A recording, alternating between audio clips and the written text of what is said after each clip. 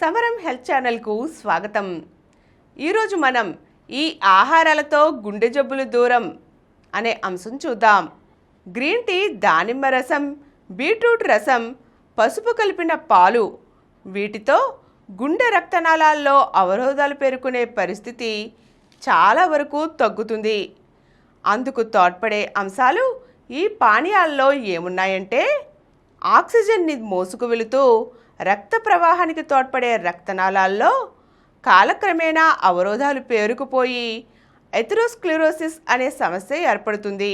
క్రమేపీ పేరుకుపోయే కొలెస్ట్రాల్, కొవ్వు లేదా కాల్షియంలు రక్తనాళాలు మూసుకుపోయేలా చేస్తుంది.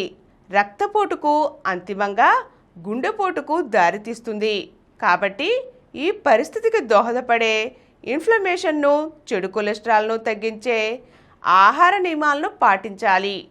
గ్రీన్ టీలోని కార్టిజన్స్ అనే యాంటీ ఆక్సిడెంట్లు రక్తనాళాల్లో ప్రధాన అవరోధాలకు దోహదపడే ఎల్డిఎల్ కొలెస్ట్రాల్ను, ఆక్సిడేటివ్ స్ట్రెస్ను తగ్గిస్తాయి.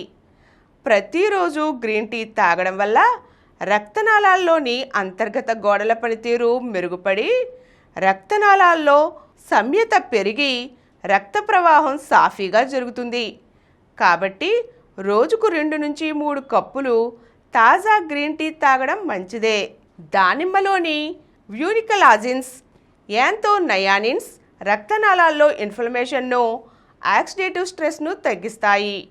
అలాగే క్రమం తప్పకుండా దానిమ్మ రసం తీసుకుంటే గుండె రక్తనాళాల్లో ప్లేక్ నిల్వలు తగ్గుతాయి. ఈ పండులోని ఫ్లేవనాయిడ్స్ రక్తంలో కొలెస్ట్రాల్ ఆక్సిడేషన్ను తగ్గిస్తాయి.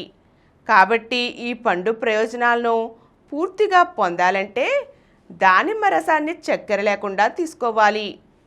పసుపు కలిపిన పాలు, దీనివల్ల కూడా గుండె రక్తనాళాల ఆరోగ్యం మెరుగుపడుతుంది.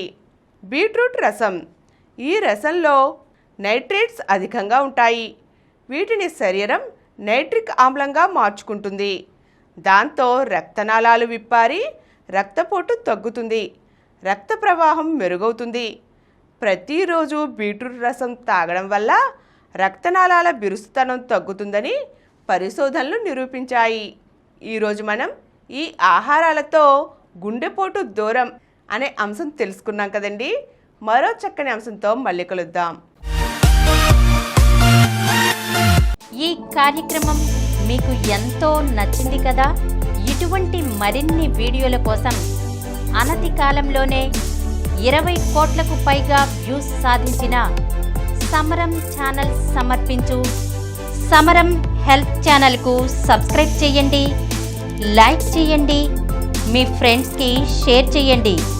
అలాగే ప్రక్కనున్న గంట సింబల్ని ప్రెస్ చేయడం మర్చిపోకండి.